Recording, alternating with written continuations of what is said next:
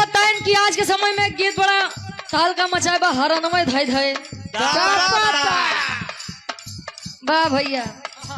का करबा दुई दायरा के चाचा कह चुकन के बिरहा ना बिरही होत बा गावे वाले के नाई दोस्त बा महाराज सुने वाले दोस्त बा अच्छा अशोक चाचा अगर बिरही ना ए रुक जा। अच्छा एक बात बतावा पवन सिंह का ये गा यहाँ की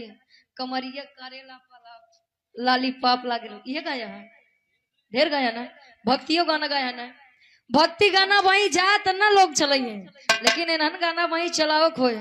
सड़िए पे डालब नजरिए तो सड़िए फिर से पहिने पड़ जाई आई तो काका हम कहा था गवैया एक दोस्त भाई वो तो कुल गावत बा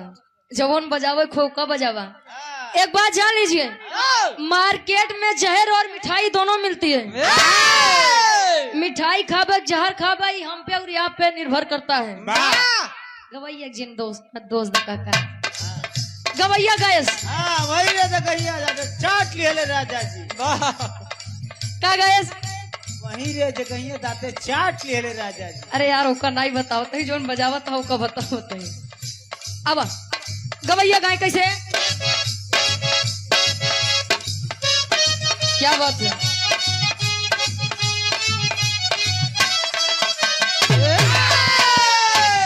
दुल्ही बताओ अपने ड्राइवर दुल्हा खातिर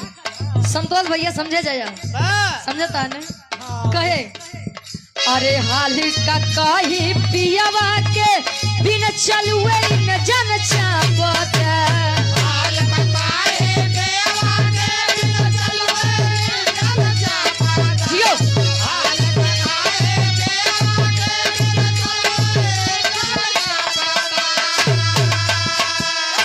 अरे हाली का कही पियावा के बिन चलुए न जन चापत नया नया ड्राइवर हो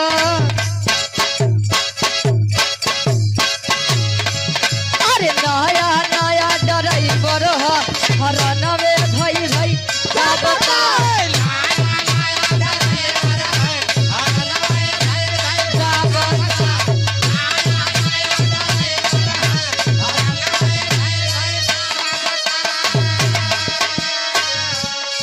अगर ये कहा कि आज के सिर्फ लड़का एक गाना सुनो तहाँ ती गलत बा बुढ़े रजाई के अंदर छगरा काका एक जगह हमार कार्यक्रम रहा तो एक जने बुढ़ऊ दादा आयन पैसा देहन कहन बिटिया जौन वाला गनवा चला बा नया नया ड्राइवर है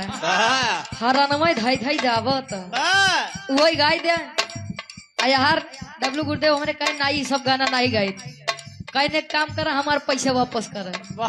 हम दूसरे गवैये से गवाई ले भैया सबको दोस्त न दिया प्रदीप भैया